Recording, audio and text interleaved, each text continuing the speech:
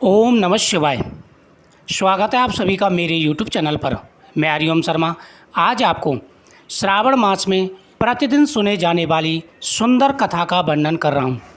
किस प्रकार से भगवान शिव ने माता पार्वती की परीक्षा ली और माता पार्वती ने वरदान पाया। साथ ही भगवान शिव ने किस प्रकार से सभी भक्तों के लिए आशीर्वाद दिया। जो व्यक्ति इस कथा को श्रवण करते हैं उन्हें अटल सौभाग्य प्राप्ति, संतान व धन प्राप्ति का आशीर्वाद प्राप्त होता है। श्रावण मास में प्रतिदिन भगवान शिव का अभिषेक करें, भगवान शिव की पूजा करें, व्रत का संकल्प करें, माता पार्वती की पूजा करें और इस कथा का श्रवण करें। श्रावण मास में शिव भक्त के साथ ही भगवान शिव की कथा सुनने का भी महत्व है। शिव भक्ति के साथ साथ कथाओं का भी विशेष महत्व है, जिसमें श्रावण मास की कथा, शिव पुराण की कथा। शिव पुराण में भगवान शिव के कई प्रसंग हैं, उनके अवतारों के बारे में बताया गया है। इसके साथ ही किस किस को भगवान ने क्या क्या वरदान दिए ये भी कथाओं में आता है। श्रावण मास के पहले दिन से ही भगवान शिव की इन कथाओं का श्रवण जरूर करें। एक बार भगवान शिव और माता पार्वती घूमते हुए काशी पहुंच गए। एक बार शिव भगवान अपना मुंह पूर्व दिशा की ओर करके बैठे थे। उसी समय पार्वती जी ने पीछे से आकर अपने हाथों से भगवान शिव की आंखों को बंद कर दिया। ऐसा करने पर उस पल के लिए पूरे संसार में अंधेरा छा गया। जैसे ही माता पार्वती के हाथों का स्पर्श भगवान शिव के शरीर पर हुआ, वैसे ही भगवान शिव के सिर से पसीने की बूंदें गिरने लगीं। उन पसीनों की बूंदों से एक बालक प्रकट हुआ। उस बालक का मुंह बहुत बड़ा था और भयंकर था। उस बालक को देखकर माता पार्वती ने भगवान शिव से उसकी उत्पत्ति के बारे में पूछा। एक बार भगवान शिव पूरब की तरफ मुख करके शांत बैठे हुए थे। माता पार्वती ने आकर के पीछे से भगवान शिव के दोनों नेत्र बंद कर दिए। इससे संसार में अंधेरा छा गया और माता पार्वती के हाथों का स्पर्श करने से भगवान के शरीर में पसीने की कुछ बूंदें आईं, जिससे वहाँ पर एक बालक उत्पन्न हुआ। जैसे ही पसीना नीचे गिरा तो उससे एक बालक उत्पन्न हुआ। उस बालक का मुंह बड़ा विकराल था। उस बालक को देख करके माता पार्वती ने भगवान शिव से उसकी उत्पत्ति का कारण पूछा। उत्पन्न होने के कारण भगवान शिव ने पसीने से उत्पन्न होने के कारण उसे अपना पुत्र बनाया। अंधकार में उत्पन्न होने की वजह से वह बालक अंधा था, इसलिए उसका नाम अंधक रखा गया। कुछ समय बाद दैत्य हिरण्य के पुत्र प्राप्ति का वर मांगने पर भगवान शिव ने अंधक को उसे पुत्र रूप में प्रदान कर दिया। शिव पुराण में दिए गए एक प्रसंग के अनुसार माता पार्वती भगवान शिव को पति रूप में पाना चाहती थी, जिसके लिए माता पार्वती ने कई वर्षों तक कठोर तपस्या की।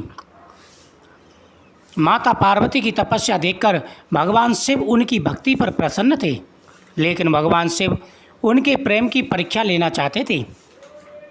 परीक्षा लेने के लिए भगवान शिव एक बालक का रूप धारण करके माता पार्वती के आश्रम में गए, जहाँ देवी पार्वती तपस्या कर रही थीं। पार्वती को तपस्या करते देख ब्राह्मण रूपी भगवान शिव ने माता से इतनी कठोर तपस्या करने का कारण पूछा। माता पार्वती भगवान शिव को पति रूप में पाने के लिए कठोर तपस्या कर रही थी। भगवान शिव ने मन में सोचा, क्यों ना मैं इनकी परीक्षा लूँ। ऐसा सोच करके भगवान शिव ने एक बालक का रूप धारण किया और माता पार्वती के सामने पहुँच गई। माता पार्वती उस समय तपस्या कर रही थी। भगवान शिव जो ब्राह्मण के रूप में थे, माता पार्वती से इतने कठोर तप करने का कारण पूछा। ब्राह्मण के ऐसा पूछने पर माता पार्वती ने उन्हें बताया कि वे भगवान शिव को अपने पति रूप में पाना चाहती हैं। जब ब्राह्मण वेशधारी भगवान शिव ने माता पार्वती से पूछा कि हे देवी, तुम इतनी कठोर तपस्या किस लिए कर रही हो। माता पार्वती ने कहा कि हे ब्राह्मण देव, मैं भगवान शिव को अपना पति रूप में पाना चाहती हूँ। माता पार्वती के ऐसा कहने पर ब्राह्मण रूपी शिव माता पार्वती के सामने भगवान शिव की निंदा करने लगे।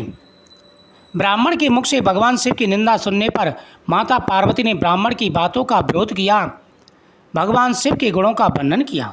और जब उन्होंने माता पार्वती ने कहा कि वह भगवान शिव को पति रूप में पाना चाहती हैं, तो ब्राह्मण रूपधारी भगवान शिव ने अपनी ही बुराई करना प्रारंभ कर दिया।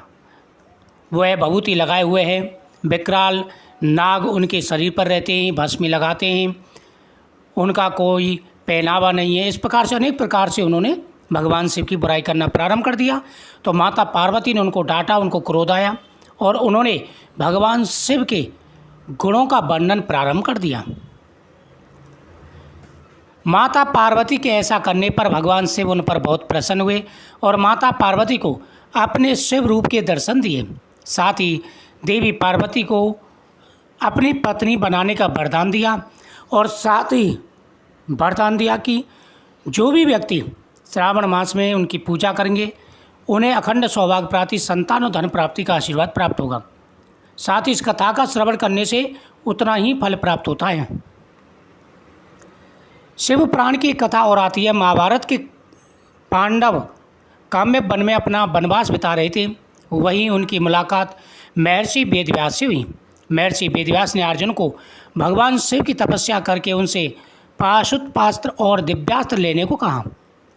महर्षि के आदेश पर अर्जुन घने वन जंगल में भगवान शिव की कड़ी तपस्या करने लगे। अर्जुन की तपस्या की परीक्षा लेने के लिए भगवान शिव ने एक भील का रूप धारण कर लिया। भील रूपी शिव ने अर्जुन के पराक्रम का बहुत अपमान किया। भील द्वारा अपने पराक्रम का अपमान किए जाने पर अर्जुन ने उनसे युद्ध करने को कहा। अर्जुन ने ऐसा करने पर भील रूपी भगवान शिव और अर्जुन के बीच घोर युद्ध हुआ। युद्ध में भील ने अर्जुन को हरा दिया और उसका धनुष गांडीव भी छीन लिया। भील के वार से अर्जुन बेहोश होकर धरती पर गिर पड़ा। होश आने पर वह फिर से भगवान शिव की तपस्या करने लगा। अर्जुन की भक्ति और लगन से खुश होकर भगवान शिव ने उसे अपने शिव रूप के दर्शन दिए। साथ ही वरदान स्वरूप भगवान शिव ने अर्जुन को पाशुपतास्त्र और कई दिव्यास्त्रों की शिक्षा दी। श्रावण मास का महीना इतना ही पवित्र महीना है। जो व्यक्ति श्रावण मास में इन कथाओं का श्रवण करते हैं उनकी प्रत्येक मनोकामना पूरी हो जाती है। श्रावण मास में सोमवार के व्रत रखे जाते हैं। श्रावण मास में प्रत्येक सोमवार का व्रत रखें। सुबह उठकर के स्नान करें। स्नान करने के बाद में सूर्य देव को अर्घ्य दें। फिर भगवान शिव का अभिषेक करें। भगवान शिव का अभिषेक करने के बाद में भगवान शिव से प्रार्थना करें और साथ ही माता पार्वती की महिलाएं पूजा करें। माता पार्वती को श्रृंगार अर्पण करें, चुंदरी अर्पण करें, भगवान शिव को वस्त्र अर्पण करें और भगवान से क्षमा याचना करें। श्रावण मास में सोमवारों का विशेष महत्व होता है। श्रावण मास के सोमवारों का व्रत किया जाता है। श्रावण मास में जितने भी सोमवार आए आप मीठे खाने का व्रत रखें। साथ ही जितने मंगल आए उसमें मंगला गौरी व्रत भी रखें। श्रावण मास में ना झूठ बोलें, ना ही घर के अंदर कोई भी अशुद्धि रहनी चाहिए। कोई भी तामसिक चीज़ नहीं बननी चाहिए। बहुत से घरों में तामसिक भोजन बनता है तो श्रावण मास में ये बंद कर दें। बैंगन नहीं खाना चाहिए श्रावण मास में। इन बातों का विशेष रूप से ध्यान रखें। झूठ ना बोलें। पूरे नियम के साथ में अगर आप भगवान शिव की आराधना करते हैं और इन व्रतों का पालन करते हैं तो भगवान शिव की कृपा से आपकी प्रत्येक मनोकामना पूरी होगी। एक ही समय भोजन किया जाता है। पूरे दिन ओम नमः शिवाय मंत्र का जाप करें।